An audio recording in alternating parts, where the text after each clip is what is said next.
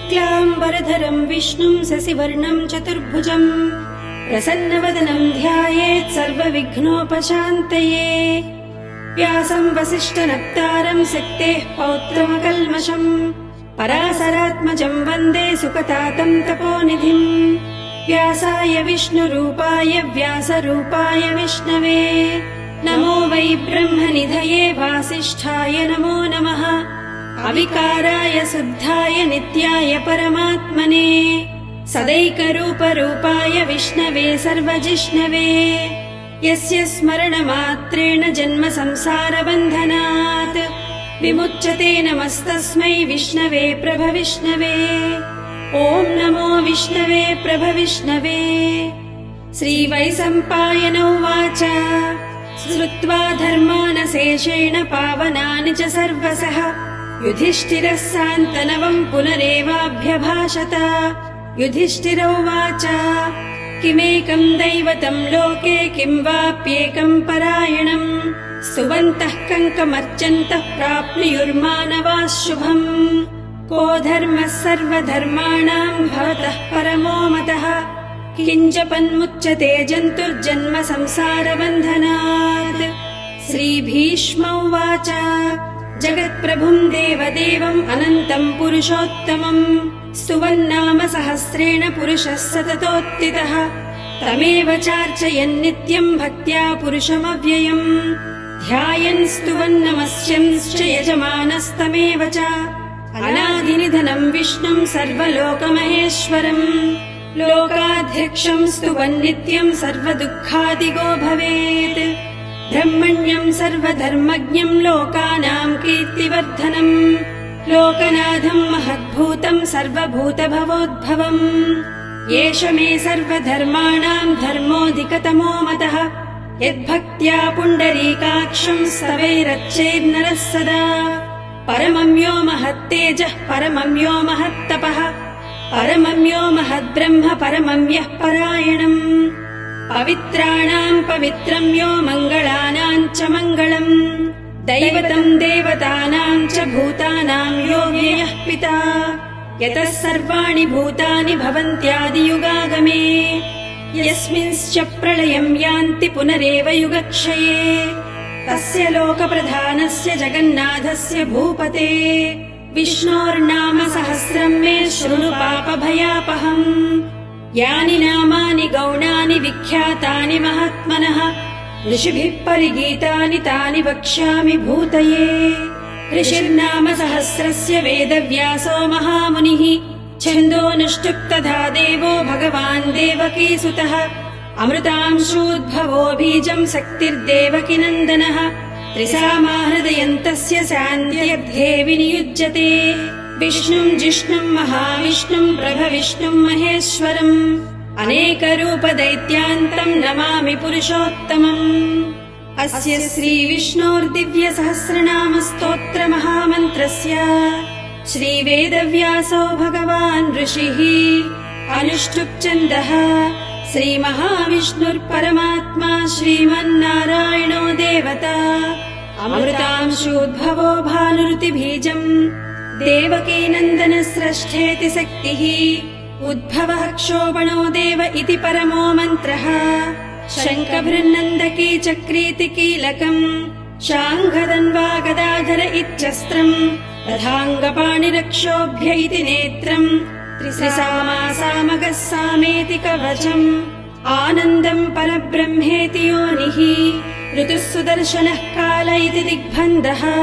श्रीविश्वरूप इति ध्यानम्। श्रीमहाविष्णुर्प्रीत्यर्थे सहस्रनाम जपे विनियोगः। ध्यानम् क्षीरोधन्वत्प्रदेशे शुचिमणिविलसत्सैकते मौक्तिकानाम् माला क्लिप्तासनस्थस्फटिकमणिनिभैर्मौक्तिकैर्मण्डिताङ्गः शुभ्रैरभ्रैरदभ्रैरुपरि विरचितैर्मुक्तपीयूषवर्षैः आनन्दीनः पुनीयात् अरुणरणगदा शङ्खपाणिर्मुकुन्दः भूपादौ यस्य नाभिर्व्यदसुरनिलश्चन्द्रसूर्यौ च नेत्रे कर्णावाशा शिरोद्यौर्मुखमपि दहनो यस्य वास्थेयमद्भिः अन्तस्तम् यस्य विश्वम् सुरनरखगो भोगि गन्धर्वदैत्यैः चित्रम् रम् रम् एतेतम् त्रिभुवनवपुसम् विष्णुमीशम् नमामि। ॐ नमो भगवते वासुदेवाय। शान्ताकारम् भुजगसेनम् पद्मनाभम् सुरेशम् विश्वाधारम् गगनसदृशम् मेघवर्णम् शुभाङ्गम् लक्ष्मीकान्तम् कमलनयनम् योगिहृद्यानगम्यम् वन्दे विष्णुम् भवभयहरम् सर्वलोकैकनाथम्। मेघश्यामम् पीतकौसेयवासम् श्रीवत्साङ्कम् कौस्तुभोद्भासिताङ्गम् पुण्योपेतम् पुण्डरीकायताक्षम् विष्णुम् वन्दे सर्वलोकैकनाथम्। सशङ्खचक्रम् सकिरीटकुण्डलम् सपीतवस्त्रम् सरसीरुहेक्षणम् सहारवक्षस्थलशोभिकौस्तुभम् नमामि विष्णुम् शिरसा चतुर्भुजम्। छायायाम् पारिजातस्य हेमसिंहासनोपरि आसीनमम्बुधश्याममायताक्षमलङ्कृतम् चन्द्राननम् चतुर्बाहुम् श्रीवत्साङ्कितवक्षसम् रुक्मिणी सत्यभामाभ्याम् सहितम् कृष्णमाश्रये। ॐ विश्वम् विष्णुर्वषट्कारो भूतभव्यभवत्प्रभुः भूतकृद्भूतवृद्भावो भूतात्मा भूतभावनः भूतात्मा परमात्मा च मुक्तानाम् परमागतिः अव्ययः पुरुषः साक्षी क्षेत्रघ्नोऽक्षर एव च योगो योगविदाम् नेता प्रधानपुरुषेश्वरः नारसिंहवपुः श्रीमान् केशवः पुरुषोत्तमः सर्वः सर्वशिवस्थाणुर्भूताधिर्निधिरव्ययः सम्भवो भावनो भर्ता प्रभवः प्रभुरीश्वरः स्वयम्भू शम्भुरादित्यः पुष्कराक्षो महास्वनः अनादिनिधनो दाता विधाता धातुरुत्तमः अप्रमेयो हृषीकेशः पद्मनाभोऽमरप्रभुः विश्वकर्मा मनुस्त्वष्टा स्थविष्ठस्थविरो ध्रुवः अग्राह्यः शाश्वतः कृष्णो लोहिताक्षप्रतर्धनः प्रभूतस्त्रिककुद्धामा पवित्रम् मङ्गलम् परम् ईशानः प्राणदः प्राणो ज्येष्ठः श्रेष्ठः प्रजापतिः हिरण्यगर्भो भूगर्भो माधवो मधुसूदनः ईश्वरो विक्रमी धन्वी मेधावी विक्रमक्रमः अनुत्तमो दुरादर्शः कृतज्ञः कृतिरात्मवान् सुरेशः शरणम् शर्म विश्वरेता प्रजाभवः अहः संवत्सरो व्याळः प्रत्ययः सर्वदर्शनः अजः सर्वेश्वरः सिद्धः सिद्धिः सर्वाधिरच्युतः विशाखपिरमेयात्मा सर्वयोगविनिश्रुतः वसुर्वसुमनः सत्यः समात्मा संवितः समः अमोघः पुण्डरीकाक्षो वृषकर्मा वृषाकृतिः रुद्रो बहुशिरा भभ्रुर्विश्वयोनिसुचिश्रवाः अमृतः शाश्वतस्थाणुर्वरारोहो महातपाः सर्वगः सर्वविद्भानुर्विश्वक्सेनो जनार्दनः वेदो वेदविदव्यङ्गो वेदाङ्गो वेदवित्कविः लोकाध्यक्षः सुराध्यक्षो धर्माध्यक्षः कृताकृतः चतुरात्मा चतुर्व्यूह चतुर्द्रंष्ट्रश्चतुर्भुजः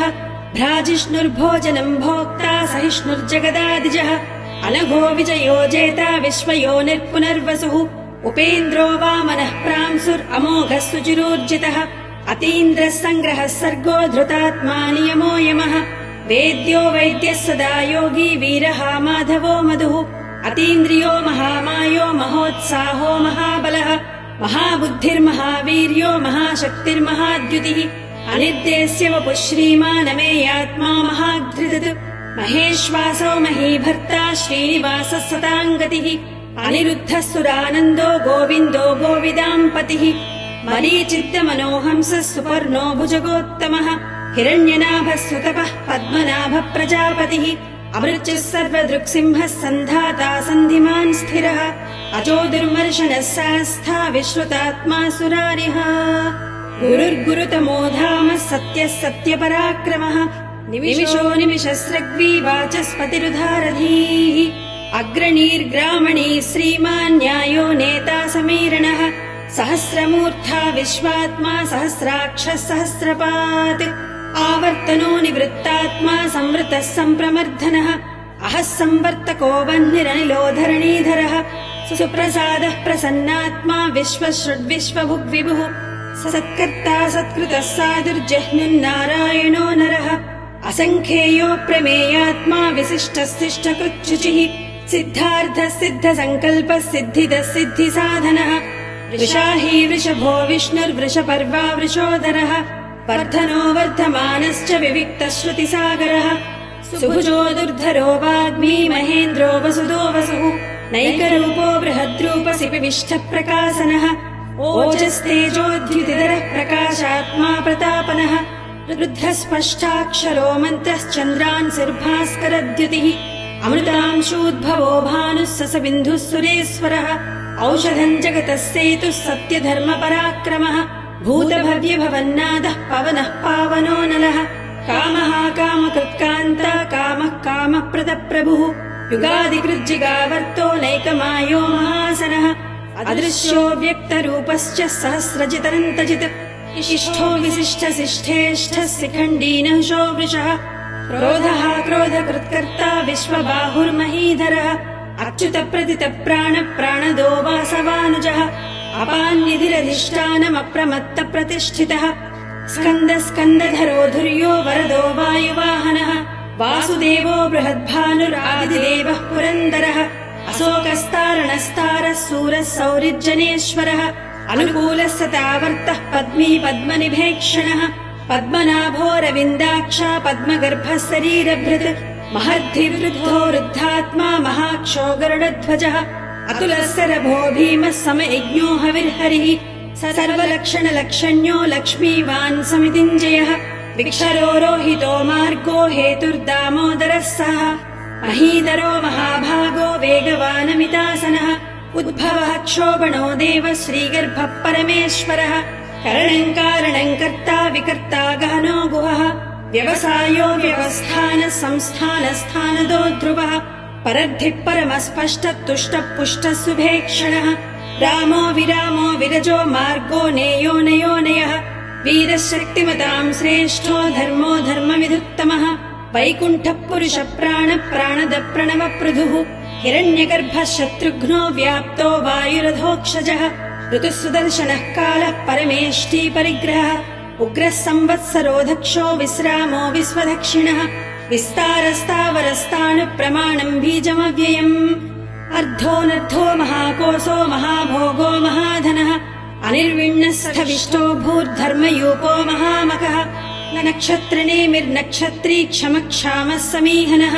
यज्ञयुज्यो महेज्यश्च क्रतुः सत्रम् सताङ्गतिः सर्वदर्शी निवृत्तात्मा सर्वज्ञो ज्ञानमुत्तमम् सुव्रतः सुमुखः सूक्ष्मः सुघोषः सुकृतः सुहृत् मनोहरो जितक्रोधो वीरबाहुर्विदारणः स्वापनस्वपसो व्यापी नैकात्मानैककर्मकृत् वत्सरो वत्सलो वत्सी रत्नगर्भो धनेश्वरः धर्मकुद्धर्मी सदसक्षरमक्षरम् अविज्ञाता सहस्रांशुर्विधाता कृतलक्षणः गभस्तिनेमिः सत्त्वस्तः सिंहो भूतमहेश्वरः आदिदेवो महादेवो देवेशो देवभृद्गुरुः उत्तरो गोपतिर्गोक्ता ज्ञानगम्यः पुरातनः शरीरभूतवृद्भोक्ता कपीन्द्रो भूरिदक्षिणः सोमपोऽमृतपः सोमः पुरुजित्पुरुषत्तमः विनयोजयः सत्यसन्धो दासार्हः सात्वताम् पतिः जीवो विनयिता साक्षी मुकुन्दोऽमितविक्रमः अम्बो निधिरनन्तात्मा महोदधिशयोऽन्तकः अजो महर्हः स्वाभाव्यो जितामित्रप्रमोदनः आनन्दो नन्दनो नन्दः सत्यधर्मा त्रिविक्रमः महर्षिः कपिलाचार्य कृतज्ञो मेदिनीपतिः त्रिपदस्त्रिदशाध्यक्षो महाशृङ्गकृतान्तकृत् महावराहो गोविन्दः सुषेणः कनकाङ्गदी गुह्यो गभीरो गहनो गुप्तश्चक्रगदाधरः वेदास्वाङ्गोजितः कृष्णो दृढः सङ्कर्षणोच्युतः वरुणो वारुणो वृक्षः पुष्कराक्षो महामनाः भगवान् भगहानन्दी वनमाली हलायुधः आदित्यो ज्योतिरादित्यः सहिष्णुर्गतिसत्तमः सुधन्वाखण्डपरशुर्दारुणो द्रविणप्रदः दिविक्स्पृक् सर्वदृग्व्यासो वाचस्पतिरयो निजः त्रिसामासामगः साम निर्वाणम् भेषजम् भिषक् सन्न्यासकृच्चमः शान्तो निष्ठा शान्तिः परायणम् शुभाङ्गः शान्तिदस्रष्टा कुमुदः कुवलेशयः गोहितो गोपतिर्गोप्ता वृषभाक्षो वृषप्रियः अनिवर्ती निवृत्तात्मा संक्षेप्ताक्षेमकृच्छिवः श्रीवत्सवक्षा श्रीवासः श्रीपतिः श्रीमताम्बरः श्रीधर श्रीश श्रीनिवासः श्रीनिधिः श्रीविभावनः श्रीधर श्रीकर श्रेय श्रीमान् लोकत्रयाश्रयः स्वक्षस्वङ्गः सतानन्दो नन्दिर्ज्योतिर्गणेश्वरः विजितात्मा विधेयात्मा सत्कीर्तिश्चिन्न संशयः उदीर्णः सर्वतक्षक्षुर् अनीसः शाश्वतस्थिरः भूषयो भूषणो भूतिर्विशोकः शोकनाशनः अर्चिष्मानर्चितः कुम्भो विशुद्धात्मा विशोधनः अनिरुद्धो प्रतिरथः प्रद्युम्नोमित विक्रमः कालनेमिनिहावीरः सौरिः सूरजनेश्वरः त्रिलोकात्मा त्रिलोकेशः केशवः केशिहा हरिः कामदेवः कामपालः कामीकान्तः कृतागमः अनिर्देश्य वपुर्विष्णुर्वीरोऽनन्तो धनञ्जयः ब्रह्मण्यो ब्रह्मकृद्ब्रह्मा ब्रह्म ब्रह्म विवर्धनः ब्रह्मविद्ब्राह्मणो ब्रह्मी ब्रह्मज्ञो ब्राह्मणप्रियः महाक्रमो महाकर्मा महातेजा महोरगः महाक्रतुर्महायज्वा महायज्ञो महाहविः स्तव्यस्तव प्रियस्तोत्रम् स्तुतिस्तोतारणप्रियः पूर्णः पूरयिता पुण्यः पुण्यकीर्तिर्नामयः मनोजवस्तीद्धकरो वसुरेता वसुप्रदः वसुप्रदो वासुदेवो वसुर्वसुमनाहविः सद्गतिः सत्कृतिः सत्ता सद्भूतिः सत्परायणः सूरसेनो यदुश्रेष्ठः सन्निवासः सुयामुनः भूतावासो वासुदेवः सर्वासु निलयो नलः दर्पः दर्पदो दृप्तो दुर्धरोधापराजितः विश्वमूर्तिर्महामूर्तिर्दीप्तमूर्तिरमूर्तिमान् अनेकमूर्तिरव्यक्तः शतमूर्तिः सदाननः एकोनैकः स वः किम् एतत्पदमनुत्तमम् लोकबन्धुर्लोकनाथो माधवो भक्तवत्सलः सुवर्णवर्णो हेमाङ्गो वराङ्गश्चन्दनाङ्गदी वीरः विषमः शून्यो घृतासीरसलश्चलः अमानीमानदो मान्यो लोकस्वामी त्रिलोकधृत् सुमेधा मेधजो धन्यः सत्यमेधाधराधरः तेजो वृषोद्युतिधरः सर्वशस्त्रभृताम्बरः प्रग्रहो निग्रहो व्यग्रो नैकशृङ्गो गदाग्रजः चतुर्मूर्तिश्चतुर्बाहुश्चतुर्व्यूहश्चतुर्गतिः चतुरात्मा चतुर्भावश्चतुर्वेदविदेकपात् समावर्तो निवृत्तात्मा दुर्जयो दुर्दिक्रमः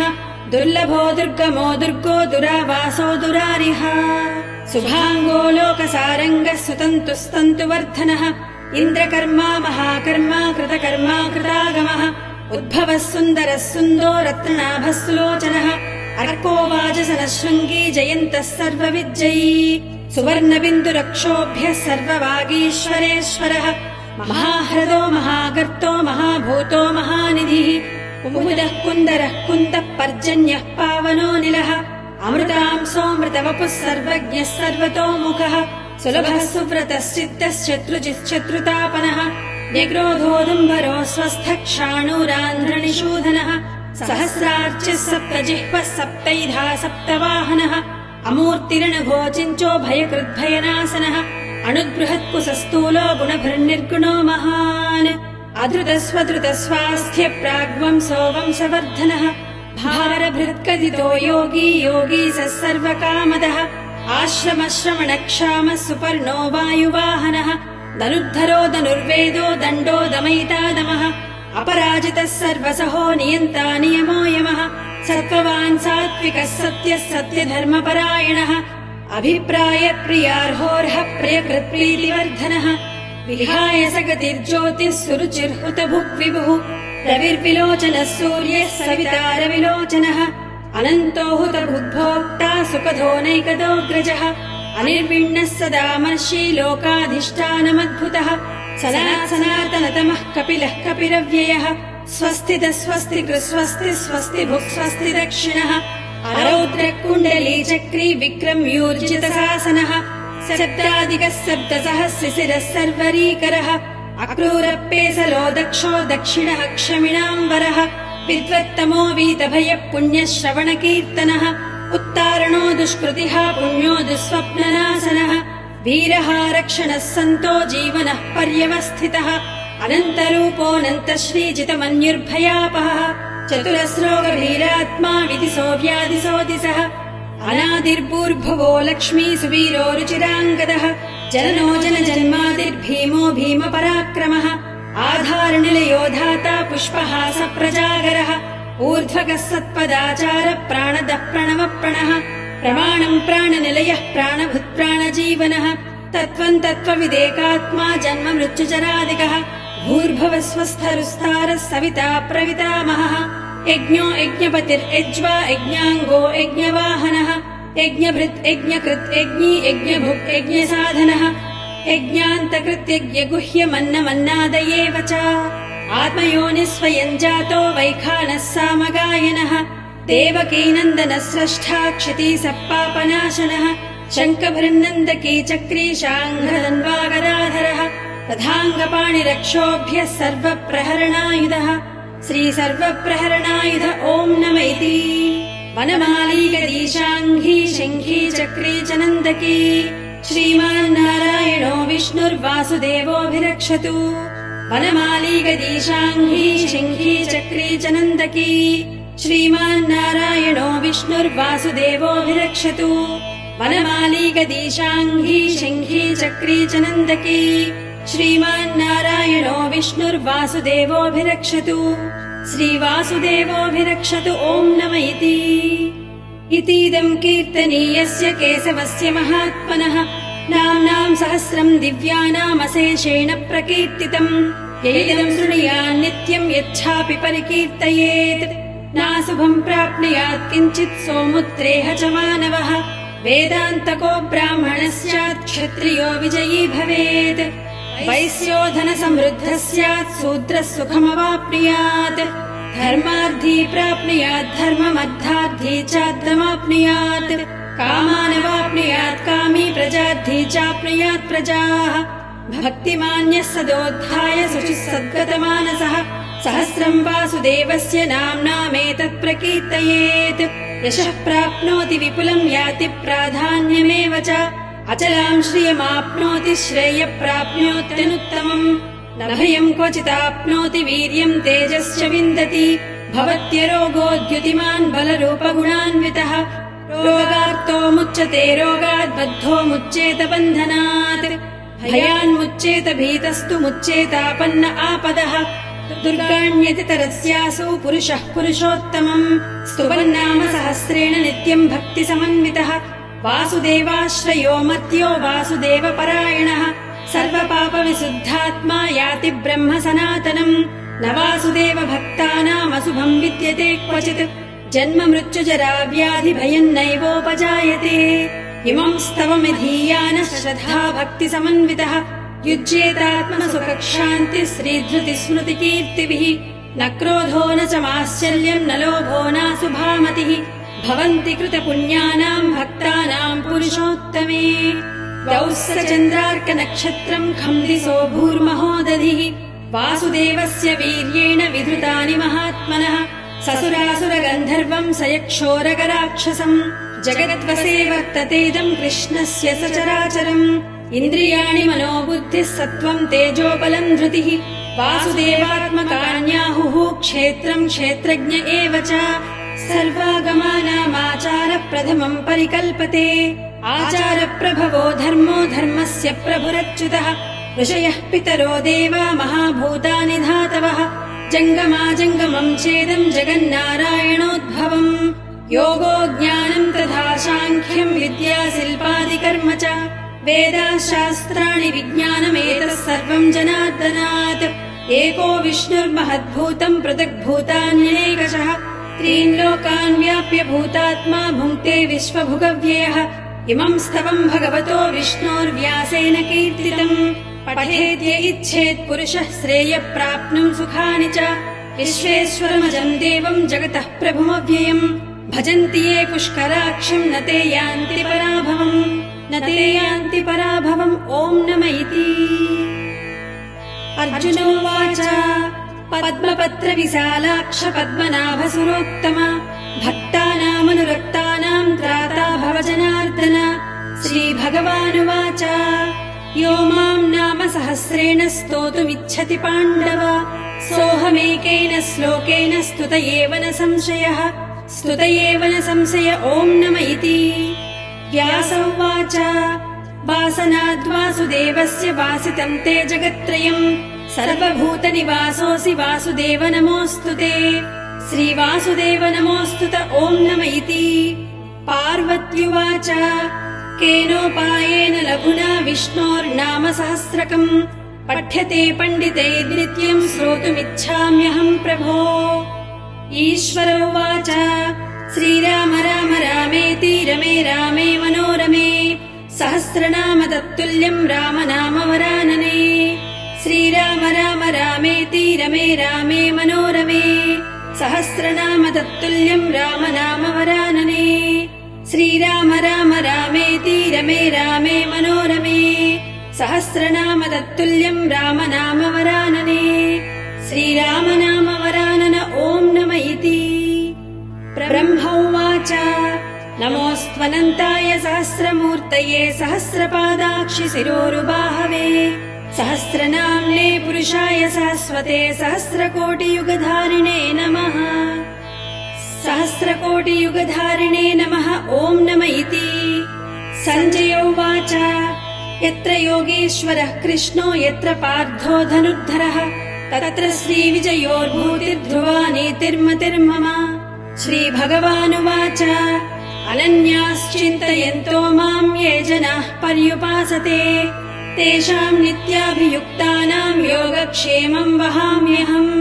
परित्राणाय साधूनाम् विनाशाय च दुष्कृताम् धर्म संस्थापनार्थाय सम्भवामि युगे युगे। आर्ता विषण्णाः शिथिलाश्च भीता घोरेषु च व्याधिषु वर्तमानाः सङ्कीर्त्य नारायण शब्दमात्रम् विमुक्तदुःखाः सुखिनो भवन्तु। कायेन वाचा मनसेन्द्रियैर्वा बुद्ध्यात्मना वा प्रकृते स्वभावात्